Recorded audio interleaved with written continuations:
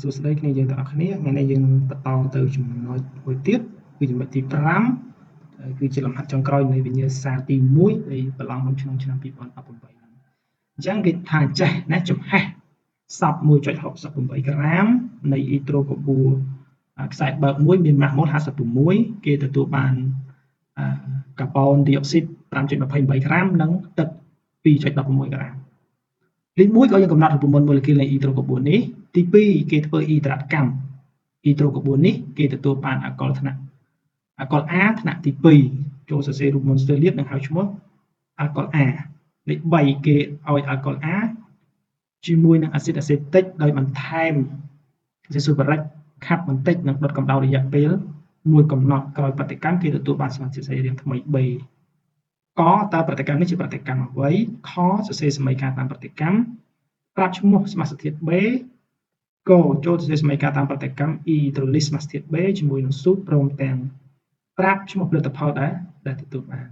អញ្ចឹងត្រង់ចំណុចនេះលោកគ្រូចង់បញ្ជាក់បងប្អូនតិចជាមួយនឹងវាថាចំហាយសពចឹងមានន័យថាសមាសធាតុសរីរាង្គហ្នឹងគឺគេយកវាទៅដុតជាមួយអុកស៊ីហ្សែនកាលណាដុតពួកសមាសធាតុសរីរាង្គទាំងអស់កាលណាដុតជាមួយអុកស៊ីហ្សែនវានឹងទទួលបានកាបូនឌីអុកស៊ីតបូកនឹងទឹកក្នុងករណីចំហាយសពណាមួយទៀតគឺអ៊ីដ្រាតកម្មណាអ៊ីដ្រាតកម្មឡើយនេះគូចង់បញ្ជាក់ថាកាលណាគេប្រើពាក្យថាអ៊ីដ្រាតកម្មមានន័យថាគេយកអ៊ីត្រូកាបូនហ្នឹងបូកជាមួយនឹងទឹកយកអ៊ីត្រូកាបូនដែលប្រតិកម្មហ្នឹងបានហ្នឹងយើងយកទៅបូកជាមួយនឹងទឹកណាអ៊ីដ្រាតកម្មអ៊ីត្រូលីសអញ្ចឹងមកអ៊ីត្រូលីសបូកបាទអ៊ីត្រូលីសធម្មតាបូកមួយទឹកណាអ៊ីត្រូលីសដែលនេះគេឲ្យអ៊ីត្រូលីសជាមួយស៊ូតចឹងថាវាប្រតិកម្មជាមួយនឹ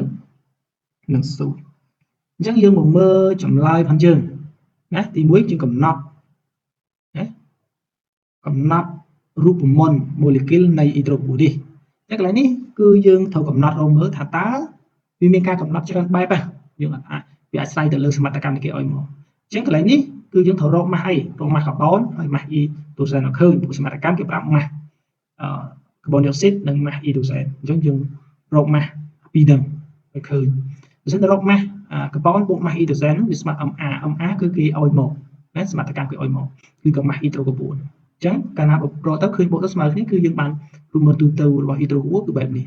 តែបើសិនគ្រូសុំលុបអានេះចេញច្រឡំតែបើសិនតែម៉ាស់កាបូនបូកម៉ាស់អ៊ីដ្រូសែនតូចជាង MA អញ្ចឹងនាំឲ្យអ៊ីត្រូកាបូនយើងអាចកំណត់បានរូបមន្តទូទៅគឺ CH-YO OZ អញ្ចឹងយើងទៅរកណារកម៉ាស់កាបូននៅក្នុងកាបូនឌីអុកស៊ីតដែលកាបូននេះយើងបូកម៉ាស់ម៉ូលកាបូនទេកាបូន12 O16 គុណ2 32 32បូក12គឺ44មានកាបូនប៉ុណ្ណឹងហើយយើងដាក់យ៉ាងមកហើយនេះកាបូនយើងរកបាច់រកទៅយើងឃើញកាបូននេះគឺ 1.44 មួយទៀតយើងរកអ៊ីដ្រូសែនរកម៉ាស់អ៊ីដ្រូសែនក្នុងម៉ូលេគុលទឹកអញ្ចឹងនេះបូកម៉ាស់ម៉ូលរបស់ទឹកទៅដាក់18ក្រាមមានអ៊ីដ្រូសែនស្មើនឹង 1.2 ក្រាម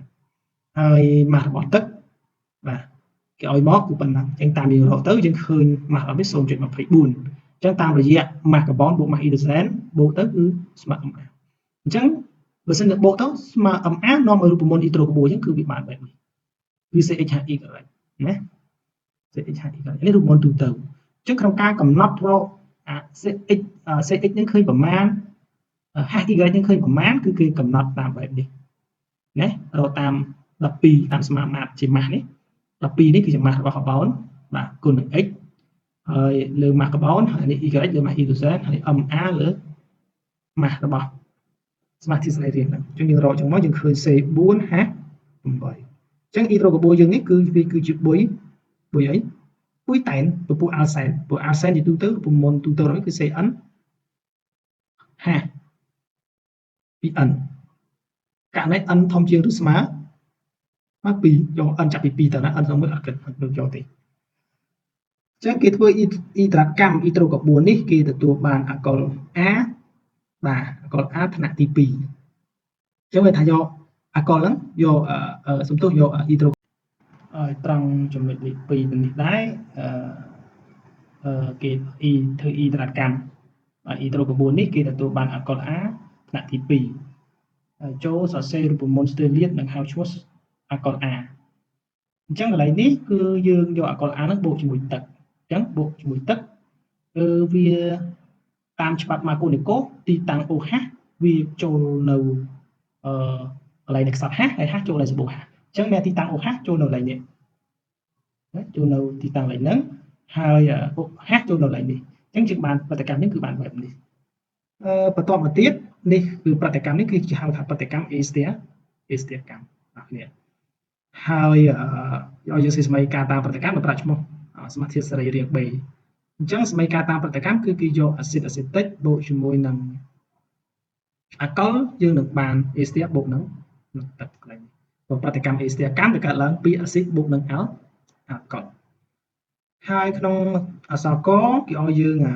សរសេរសមីការតាមប្រតិកម្មអ៊ីតូលីសសមាសធាតុ B ជាមួយនឹង solution soup ព្រមទាំងប្រាប់ឈ្មោះផលិតផលដែលទទួលបានអញ្ចឹងកាលណាគេយកA stair បូកជាមួយ soup គឺបានអំបិលពពុះអាកូឡាតគឺសូដ្យូមអាសេតាតនេះបូកជាមួយនឹងអាកុលណាអញ្ចឹងប្រតិកម្មសម្បូរកម្មដែលកើតមានជាមួយនឹងសូដ្យូមអ៊ីតុបស៊ីតក៏បានប្រតិកម្មជាមួយនឹងប៉ូតាស្យូមអ៊ីតុបស៊ីតក៏បានអញ្ចឹងយើងប្រើពីរនឹងអាចបង្កើតជាប្រតិកម្មសម្បូរកម្មអញ្ចឹងលំហាត់ផងយើងមានតែប៉ុណ្ណឹងបើសិនតែបងប្អូនមានជាចម្ងល់ឬក៏មិនទាន់ច្បាស់ត្រង់ណាអាចសួរបានណាតែបើសិនតែអត់មានទេយើងនឹងជួបគ្នានៅវិញ្ញាសាទី2បន្តទៀតណាអញ្ចឹងយើងអាចសម្រាប់ប៉ុណ្ណឹងចោះជួបគ្នានៅវិញ្ញាសាទី2បន្តទៀត